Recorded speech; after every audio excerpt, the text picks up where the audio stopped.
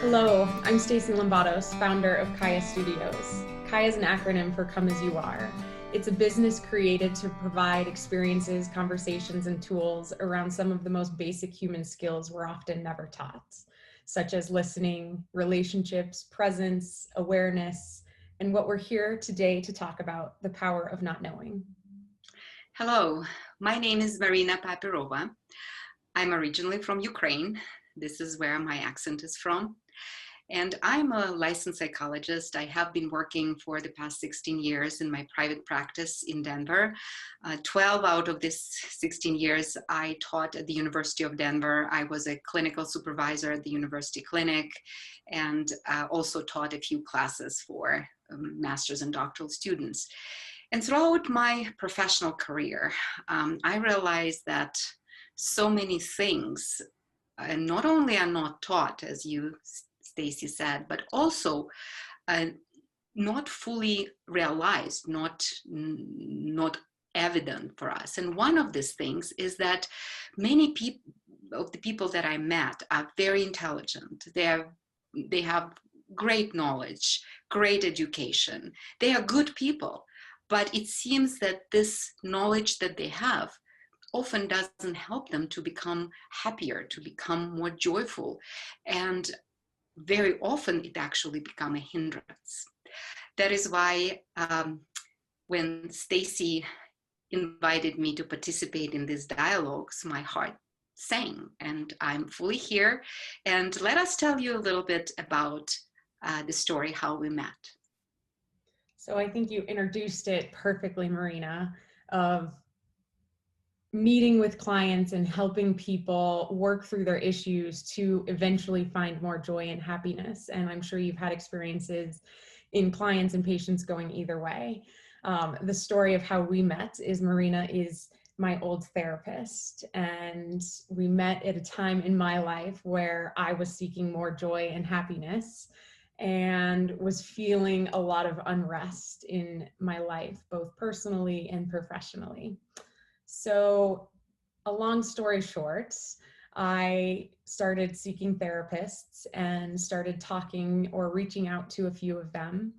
And Marina is the only person that I met, and we continued to work together for over 4 years.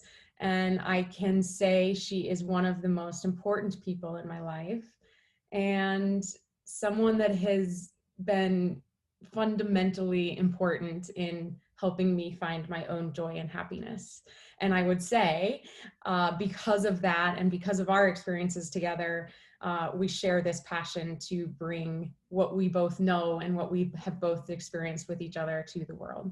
So just my heart is so full and so full of gratitude for you, Marina. Thank you.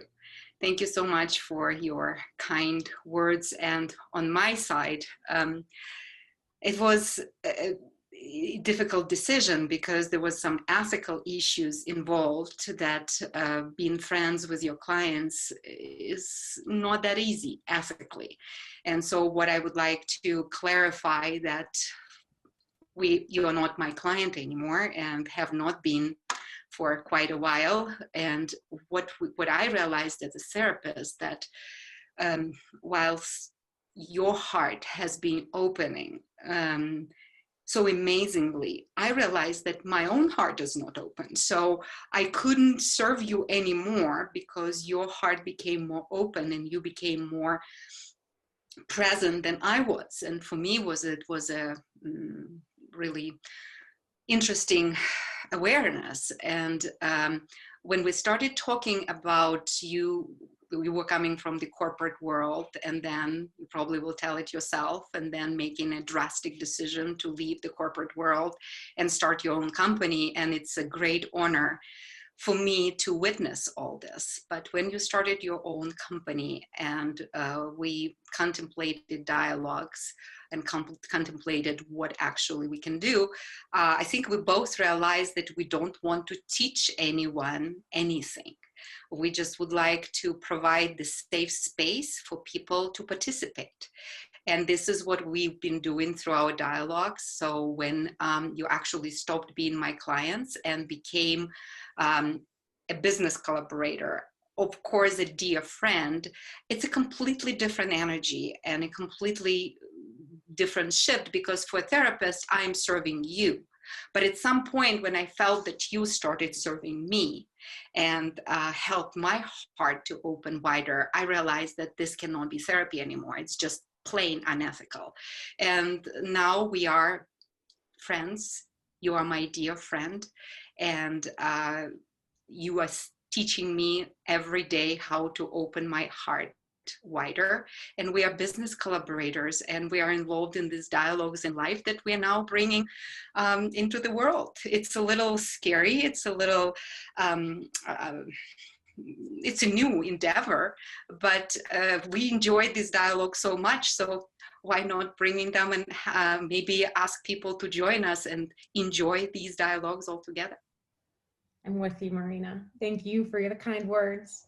I remember there's so many conversations that we've had, and after the conversations, we both kind of reflected to say, we wished we recorded that, because this conversation and these issues, or this dialogue, is not just between us, but I'm sure there's millions of people in the world that are sitting with a lot of the same frustrations or challenges. And that's where our heart is. We want to bring this and share our dialogue, our personal experiences with each other, but also yours, and take questions and feedback from those that are listening. So thank you for joining us, and thank you for being here, Marina. And thank you everyone who is here with us today. And thank you, Stacy. And the thing is that from my professional career, I was lucky enough, or just happy enough, that I've seen people from so many different cultures. At some point, I worked with refugees from all over the world. At another point, I worked at a school where 1/3 of the school's population was refugees and immigrants from all over the world. And what I learned from these people, that first, that we are much more similar than we are different. We all cry the same tears, we all laugh the same laughs, and we all love the same love. We just all experience it differently, but we are so much more similar. And another thing that I learned, and this is one of the, how we arrived to the idea of running these dialogues on power of not knowing, that some of my clients, particularly from Afghanistan, from the villages in Afghanistan, they are illiterate. And when they came to this world, to this country, initially, they were dissociating most of the time because they could not really be here, because being here was so painful. And when I've observed them not only become literate because they started speaking and writing and reading in English, I have goosebumps when I'm talking about it, I also realized that the academic knowledge that I always cherished, I always loved, and books was really my temple, and I would lose myself in reading books. I've read them, I don't know, in thousands. And when I saw these people from villages who were illiterate, and when I saw their wisdom, when I experienced their full presence after months or years sometimes of them dissociating, I realized that it's not about academic knowledge. It's not about how much we know. It's about much more of how we open our heart, how we relate, how we process things that happen to us. And that is why I believe this is one of the variables that helped me become so interested in this idea of dialoguing on not knowing and its power versus knowing and its power. I love that. I think in this series and in our dialogues and the continuing dialogues, we will choose to focus on different areas of life, such as business, relationships, even finances, or the state of the world and what's going on right now. So we will cover many topics and answer a lot of questions from viewers and listeners. So please send them to us. And today we are going to dive in around business. And just listening to you talk, Marina, I think I think back of when I was working in the corporate world, and I had a ton of stress and a ton of pressure, and it was induced by what we were doing and the teams we were working for, but it was also so much self-induced. And I think when you talk about how life is less about knowing and the knowledge we acquire, but our heart and how we connect and how we relate to people, I couldn't agree more. I think we joke all the time that I'm the lover and you're the scholar, and I just want to like love and feel. But in my career experience, it wasn't always. There was so much pressure. I put so much pressure on myself to know and not to just be able to relate. And I had amazing and beautiful relationships and friendships in my career and still have them. But I think this concept of needing to know and having a lot of knowledge to succeed in business is still very present. And if you're hired for a job or if you're in a high pressure work environment, the expectation is to know how to do your job, and to be able to have the answers. So I have come around, but it's an interesting place to start. So what I hear you say is that your question what to do when you are hired to know, Yeah. and there is so much pressure in it, how not to allow your fear of not knowing to interfere, right? And how to solve problems when you are under a lot of stress. Of course, this is so universal in the world of business. Business needs to create profit, business needs answers fast. The time becomes a big factor. And I believe that there are two fundamental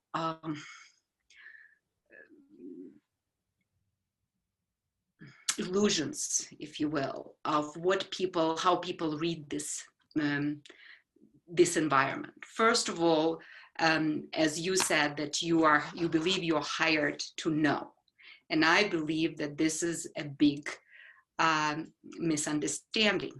Actually, especially in the because you were in the management part and you had people working under you.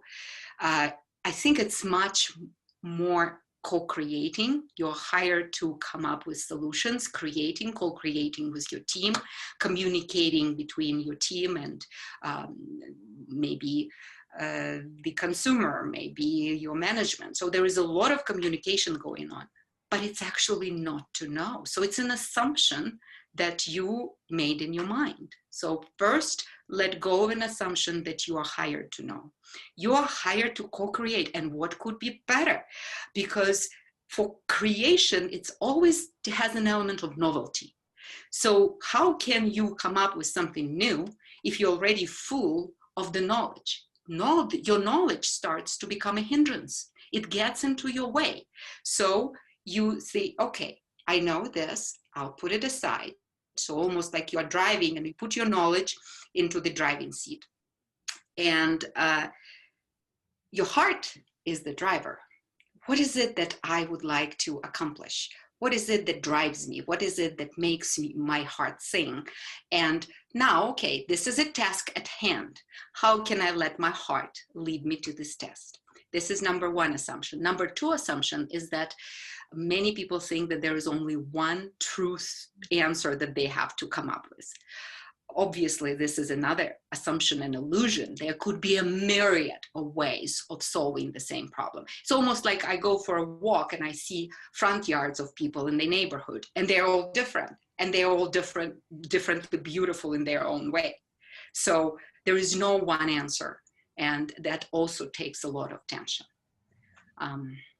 from your shoulders. And when there is no tension, it's almost like, actually, I actually would like to ask you how it feels when the time is the factor, when you have to come up with an answer and you have to come up with an answer fast. How does it feel?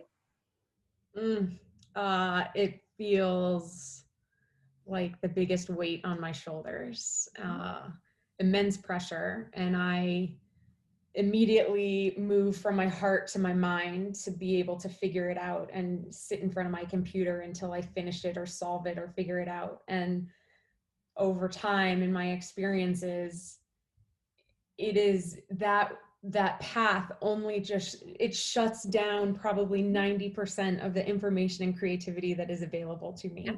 That it is me singularly focused on needing to know versus going for a walk and looking at the sky and having a creative idea or some other alternative to be productive. Exactly. And interestingly enough, you said it, it feels like a huge weight on your shoulders. Some people say it's like bag of stone or bag of brick. And this is exactly what happens. Our muscles contract when we're in stress. All of the circular of blood and lymph and all the juices in our body start moving slower. And it takes a lot of energy away from us from the perspective of physiology of the body. But from the psychological standpoint, it's actually counterintuitive to take a break when you need to solve a problem. How I need to come up with a problem, I only have that much of time. This is exactly what you do. You take a step back, you sit down, you either close your eyes and just breathe, or you take a glass of water, or you go for a walk. Acting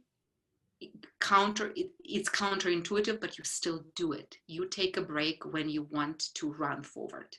Running forward further will not take you anywhere, but taking a break and recuperating, putting these bricks or whatever you feel next to you. And again, lift your heart. Literally lift your physical heart.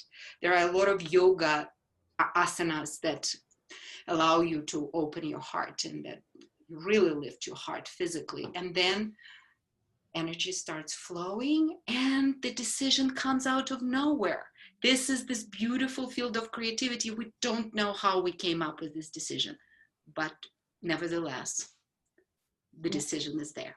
Or you get an impulse to, or an answer, not the answer, an answer, but an answer that is good enough to solve the problem. Yeah, it's so wise and it's so simple, but it's so hard, especially in our culture of productivity and success and accomplishment, that stepping back and creating space can lead to even bigger and greater success than what our narrowly focused minds can do. Why is it hard? What's your perspective? Why do you believe it's hard? It is, I agree with that, but why? Because I have 37 years of training that's not the right way to do it. You said it. It's our conditioning. It's our autopilot. So based on our autopilot, we continue doing what we've been doing, and just the repetition of it makes it very powerful. However, we're not doomed to be Energizer bunnies or squirrels in the wheel.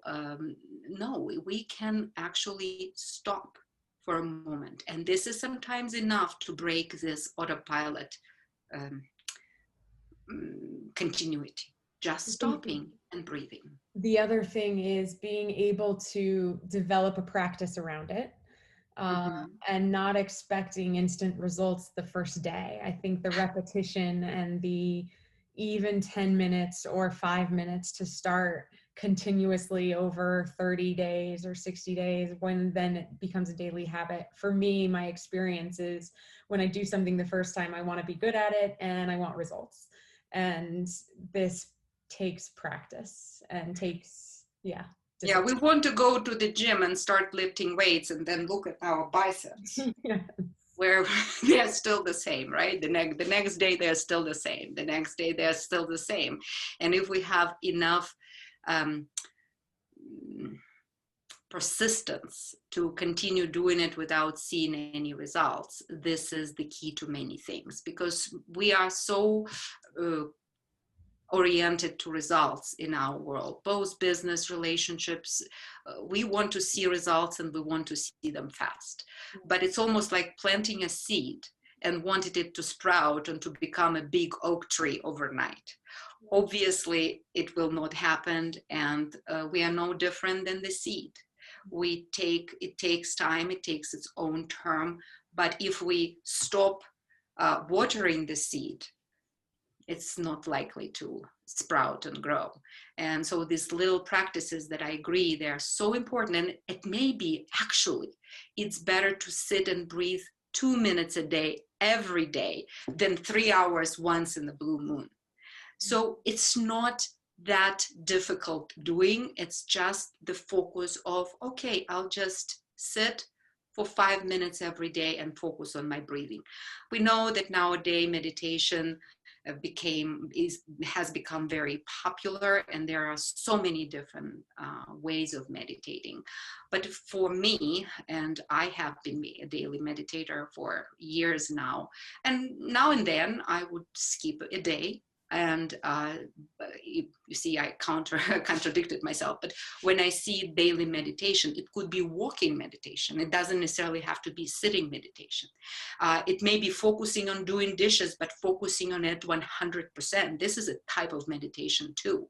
So that is why just focusing your attention on the doing or on not doing versus thinking, these all are types of meditation. Not being lost in our inner dialogue, it's a type of meditation from my perspective. I love that you said that. I think what's really important for me within CAYA is, and this goes to how we came up with having a dialogue around the power of not knowing, is not to prescribe. You have to sit on a meditation cushion for 5 minutes a day to get results. And everyone's life is a path. And a unique path. So to be able to give yourself the grace to explore what activity or what place or expression of this fits your lifestyle is really important. Because I think so many times we're looking for something prescriptive when maybe that doesn't fit into my routine or my life or feel good to me. And also prescriptions work for some people. Some people choose a path and they follow this path, and why not? If it works for them, good. I like what you said, is that it's not for all. But what is possible for all is just becoming aware of what you are doing here and now. Just paying attention to where you are, where your body is. So you can call this embodiment. You get fully into your body, you feel it fully. And then if you are doing something, fully attending to do it. If you are sitting, just becoming aware of your body. But now, after we talked about this little different techniques or practices, you mentioned that you actually asked your friends who are still in the business world, you asked them to ask some questions, and I'm sure you, who spend so many years in the business world, can relate to these questions.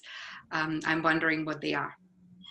All right. And to be clear, Marina has not seen these or read these. And I have solicited a lot of questions from friends and colleagues and clients. So some are related to the state of the world and where people are within their careers during COVID.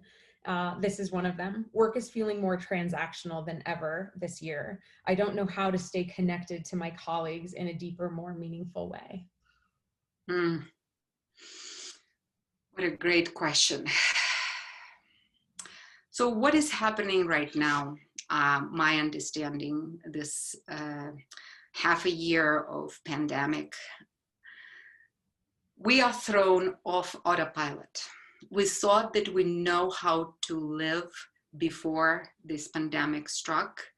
We felt that our life was predictable, and it was to a large extent. And what happened with the pandemic is that the life herself told us that I'm not predictable. It was like this before the pandemic. Nothing has changed in this regard. Life has always been unpredictable. Yes, and we never knew what would happen to us the next moment. However, we were not aware of it. So the pandemic situation made us more aware that life is indeed unpredictable. And actually among my clients, there's so many different reactions, all the way from it didn't affect them almost at all, to the another extreme when they became so paralyzed that they couldn't even talk to me. They say, I cannot talk, I'm so anxious. So, and everything in between. But what many people said is that it became more difficult for them to communicate, that they feel that everybody's so tense that they immediately react instead of just keeping a normal or ordinary conversation, because everyone or most people are thrown out of autopilot and they haven't found this new state of fluidity. So they're tense. What do we do when we're scared? We immediately contract all the muscles. And when we're in this state and someone tells us that I'm not there, I'm not open to communication. So I think the key is openness. And to one of the answers to this question is literally when you feel that a person is defensive, instead of becoming defensive yourself, which is we are biting this hook. When person reacts, we react back. Doing the opposite. Again, taking this space, realizing that it's not personal. Everybody or most people are tense right now, or more tense than they were before the pandemic. And that is why taking a space, reminding yourself it's not personal, this person is probably stressed out. And through this space, doing the opposite. He or she attack you in, sometimes not verbally, but just with their posture or their reaction or coldness. And you, again, lift your heart, say, I'm still creating this warmth about me, around me. And whether they join me in this warmth and in this space, it's up to them. But I'm not going into their castle of ice and stone. So refusing to join others in their fears, but providing this warmth that actually may help their ice castles melt. Yeah, I love that. I experienced it with you today. We didn't record it, but when we first got on, I had something heavy weighing on my heart. And I kind of had two decisions to say, I'm fine, let's start recording, or I actually need to tell you something that's weighing heavy on me. And I decided to tell you something that was weighing heavy on me. And I felt so much more connected with you. I know it's influencing this conversation. But I think in the business world, a lot of people have their guard up of, if you're going to greet me with anger or tension or just shortness, I'm going to greet you back with that. And instead, could you greet them with a story, or even just open your heart to them and tell them how you're feeling or what you're experiencing? And how can we create more space for that in our professional? Yes, this is a great question. And you said that it's a typical reaction. Reactions are always typical, because reaction is the automatic way our mind and body react to the outside stimuli. Reaction cannot be creative. It's by definition reactive. It means something autopilot triggers autopilot and respond in the same way. And unfortunately, it is a pattern in many organizations in the business world. I even heard people so many times, my clients and people in my life, telling, oh, I'll treat you the way you treat me. And well, this is a trap, because then you have no control, I don't like the word control, no power in your own creativity, because you are at the mercy of other people's emotional state at the present time. Why would you give yourself at the mercy of other people's problems? But keeping your heart open so that it invites other people in if they are capable of melting. If they are not, it's good, it's their choice, but you do not allow your space to be contaminated or frozen by their coldness at the moment. And just practicing it, and how to remember about it. You take one step forward, 2 steps back. This is how we learn. Then you take 2 steps forward, 2 steps back. Then you take 2 steps forward, 1 step back. And then you mostly make steps forward. Occasionally you have a relapse, but this is how we all learn. We keep practicing. We keep opening our heart. There is one thing that I would like to comment on. Sometimes people are afraid, especially if they were hurt each time they open up, if the history of abuse or the history of betrayal, when they open out their hearts and were betrayed, it's harder to do this.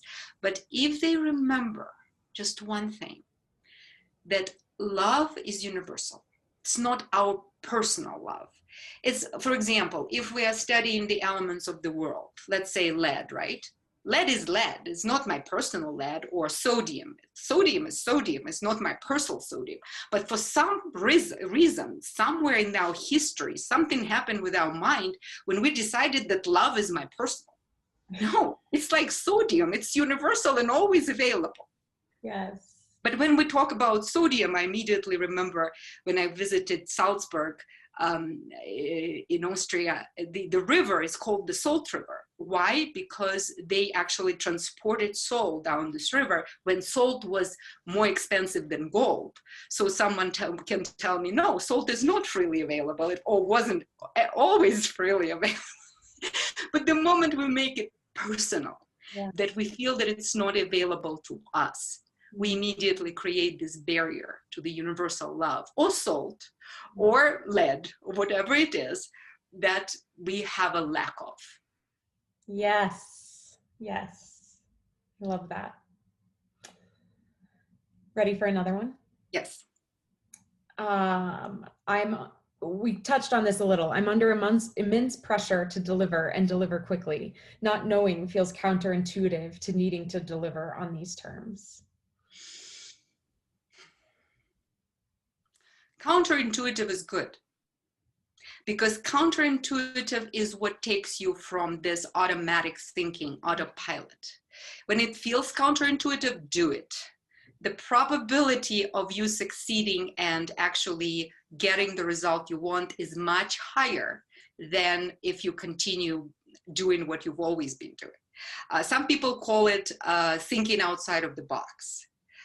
It's counterintuitive. I want to be safe. I want to be within what I know. Outside of the box, it's always taking risks. You cannot be safe outside of the box or outside of your everyday thinking.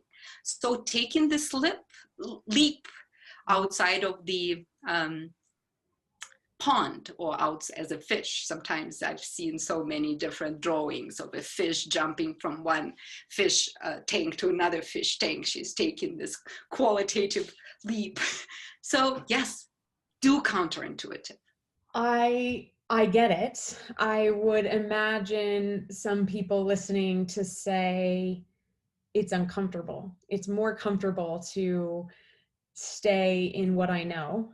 And stay in my routine, similar to what we were talking about of the discipline of even just taking 2 minutes a day to breathe or to meditate or to create some space. What would you say to someone that is intellectually understanding that, but physically in their body resisting the uncomfort? I have sat there many, many times this year. I really like that you brought up the body, the language of the body. Yes, our body loves comfort. Yes, our body loves predictable things. Our body likes safety. Our body wants to survive. Mm-hmm. And we would like to, as a unit, as an identity, this is what identity does, at least the way I understand. Our identity, or the story that we tell ourselves in our head of who we are, it keeps us safe. Yes. It's an illusion, of course. And as for the element of comfort for the body, sometimes people work out for hours. And if you start working like crazy for hours for the first time, your body will kick and scream and say, I cannot do it anymore. But then when you get into the groove of this, it feels pleasant. So our body is so flexible. Don't be afraid of discomfort. And when I say don't, I like almost prescribing you what to do. But you, I'm sure, can come up, you and anybody else who's listening can come up with examples when temporary discomfort actually led to a much more more comfortable space is eventually. So not gripping into, I want to be comfortable, I want to be safe, I want to. So the element of gripping is the problem here. Yes, it's okay if I will be I feel discomfort for some time. Yes, it's okay if I even feel pain. Just our human pain is such an interesting phenomenon that most often we feel pain not because it's actual pain in the body, but what is emotional pain? Emotional pain is when we feel someone betrayed us, or someone, we lost someone, we are grieving. We are so afraid of this feeling that we keep reinforcing it. So releasing the grip very often will do the trick. And how can we release the grip in the body? For some people, it's exercising. For other people, it's taking a bath. For other people, it's taking a walk. Sometimes engaging in some interesting endeavor, some crafting. So there are so many things, but actually, the body is a huge participant in our life. And we think we worship our mind, we worship our intelligence, forgetting that the body has, every cell of our body has intelligence. And when we actually attend to the intelligence of the body and go with it, not against it, it does miracles. That's exactly what I was thinking in listening to you of, we want to fight discomfort instead of sit in discomfort. Exactly. And learning to not fight it, but just sit with it and even have a conversation with it. What am I feeling? What's happening in my body, in my mind, whatever, and wherever. I think that's a huge step in taking more risks and being counterintuitive to what we already know, Yes. Not fighting. And another interesting thing nowadays that I read somewhere, this statistics, of course, I don't know if it's 100% true, but it sounds, based on my experience as a therapist, it sounds very true, that every fifth young adult in the United States nowadays experiences anxiety, and acute anxiety, not just general everyday anxiety, but sometimes panic attacks.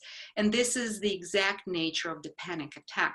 When we grip to something, and our body learns this. And then when we grip on the mind level, we can talk ourselves out of it, we can do some, but when we grip in the body level, this is when it becomes sometimes completely, we feel it's out of control. And then we need to attend to the body, to let the body release, to let the body, and usually it's some bodily activity, either doing sports and running, and or switching attention to some daily chores, or taking a bath, or breathing. Breathing is really a miraculous thing. In many languages, to breathe means to be in spirit. As long as we breathe, we are alive. The moment the breath is gone, the life is gone. So breathing is life. And even if we remember about breathing through either anxiety or panic attack or a serious job stress, we can add space in between the particles of the task or the particles of pain, and then they relax themselves. Yes. All right, here's a change of pace. Okay. I'm younger than a lot of my direct reports and feel like they are always questioning my leadership because of my age or experience. I can't tell them I don't know. Oh, you can. And you better do.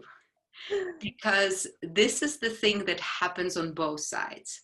Usually age is associated with more knowledge and wisdom. First of all, I work with many elderly people, and I have to admit that in itself, age doesn't bring about wisdom. And I work with some younger people who are wiser than many of my older clients. So it's an assumption. Again, it's an assumption that age brings about wisdom and knowledge. That is why first suggestion is take the element of age off the equation. age is not a variable that affects. It does affect, but not in terms of solving problems. Yes, you don't know many things. And yes, people who are older have longer life experiences, and they may, if you really openly tell them, and I'm talking to the person who is asking the question right now, that, oh yeah, I don't know. Could you please tell me how you were doing this before I entered the scene?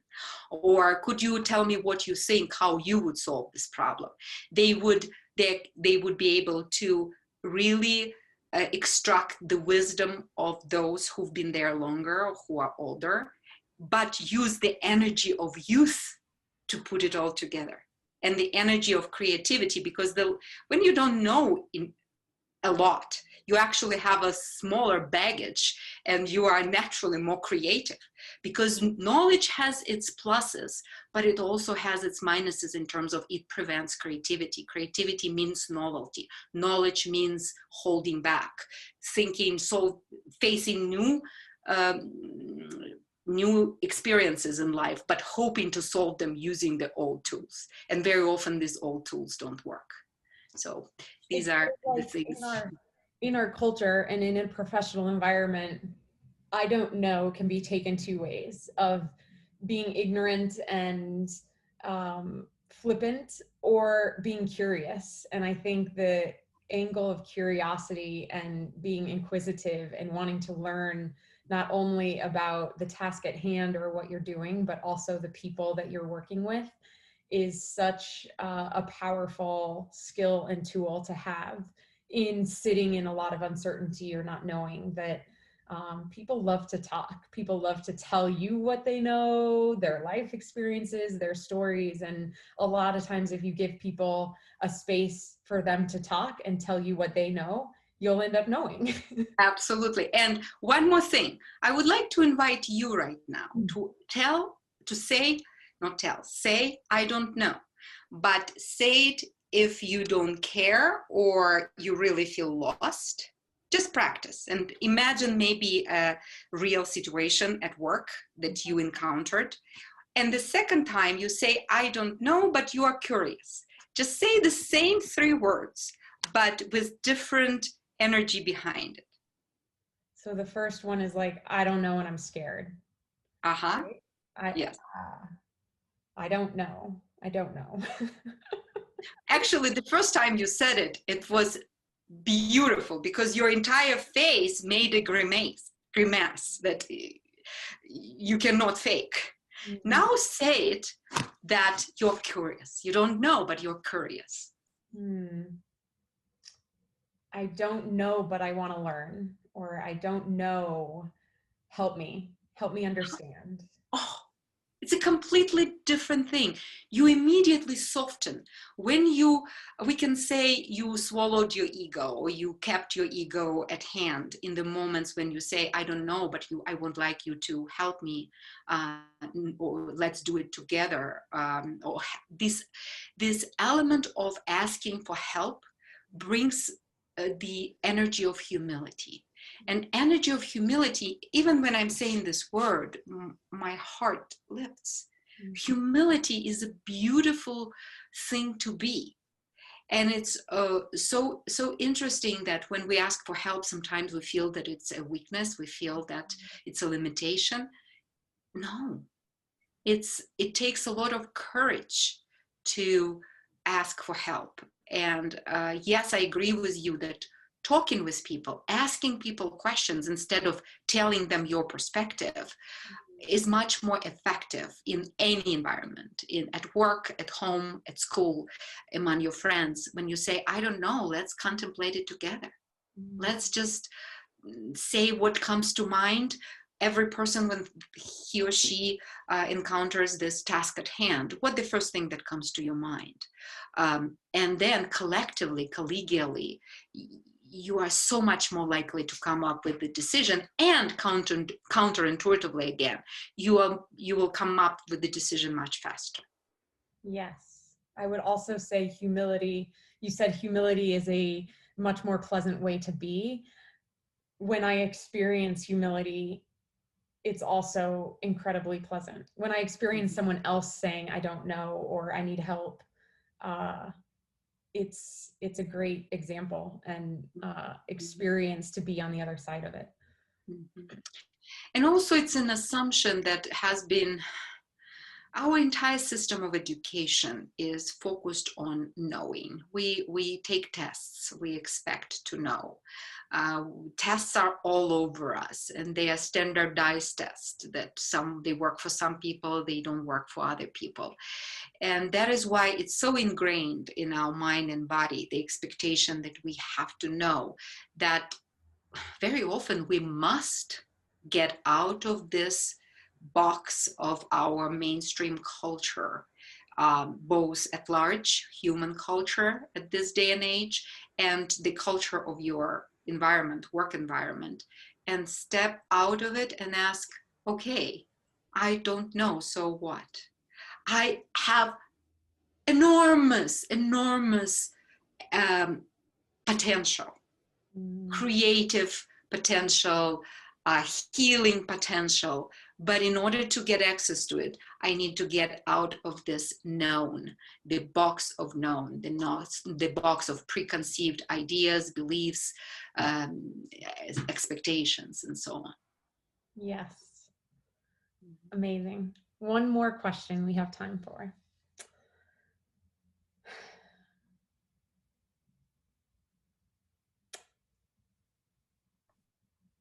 Let's see. Okay, here's a good one. How do you rest and recharge when there are no rails around the workday? I'm technically reachable because my colleagues in leadership know I'm home and available all the time. And I would probably add to that in conversations of the guardrails around work and personal life. Of it's all bleeding together. Now we are opening up another can of worms. This can of worms is about personal boundaries. Mm-hmm. And most of us want to be good people. Most of us sincerely want to help others, to help the world.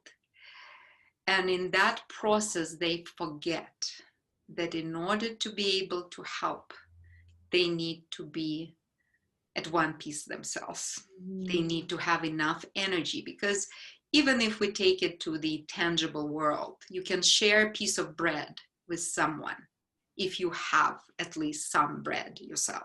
Even a crumble of bread you can split, but if you don't have a crumble of bread, you cannot help another who is starving. And with energy, I think this is our bread and water and butter, and our energy is our main asset. I deeply believe it. And very often we are so reckless about our energy. We spend it recklessly, right and left. And the main sources of drainage of energy are fear, anxiety, gripping. Mm-hmm. We call it stress. Stress, it's a too vague word. Stress, it's just too many things. If we pinpoint this, so what is taking my energy right now?